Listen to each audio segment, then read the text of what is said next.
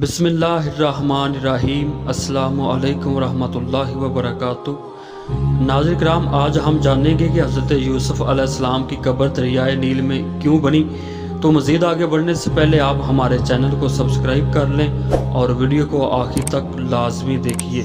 تو ناظرین، علامہ اسماعیل حقی علیہ رحمہ تفسیر روح البیان میں لکھتے ہیں کہ حضرت یوسف علیہ السلام کی جب وفات ہوئی تو لوگوں میں سخت اختلاف پیدا ہوا۔